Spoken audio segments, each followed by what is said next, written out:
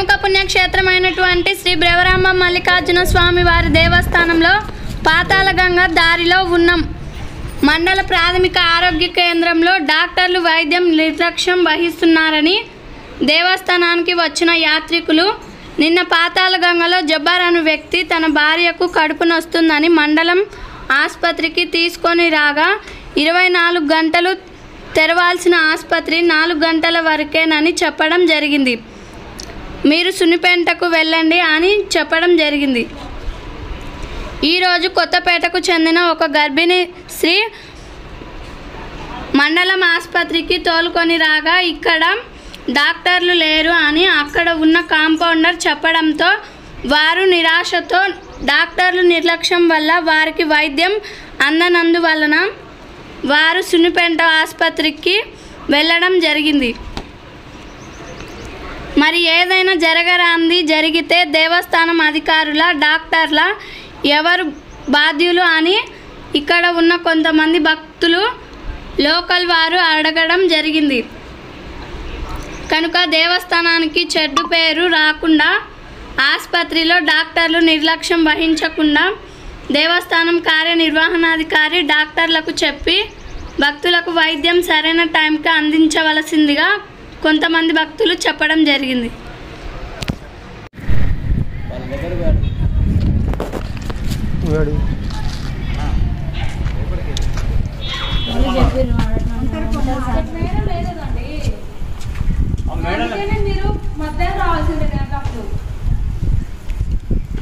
మధ్యాహ్నం అంటే జ్వరం ఇప్పుడు వచ్చిందా మామూలుగా మండల హాస్పిటల్ ఎప్పుడు ఉంటాయి కదా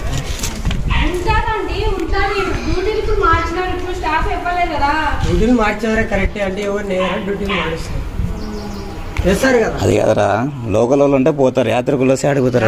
వస్తే ఎక్కడికి వెళ్తారు మీరే చెప్పండి.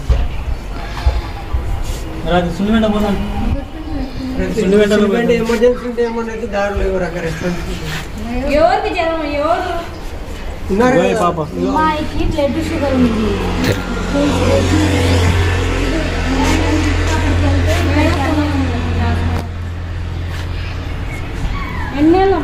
ఎంతసేపు అయిందన్న వచ్చి మీరు?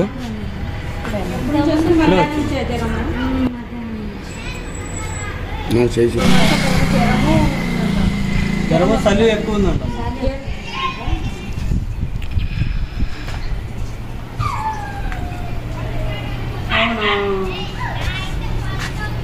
మీరే మాట్లాడండి మేడం వాళ్ళతో. మీరే మాట్లాడండి. హలో ఎప్పటి నుంచి జ్వరం నీకు? మేడం మా పాపకు మేడం మధ్యాహ్నం నుంచి మేడం ఇంతకుముందు మీ దగ్గర చూపించుకున్నాము.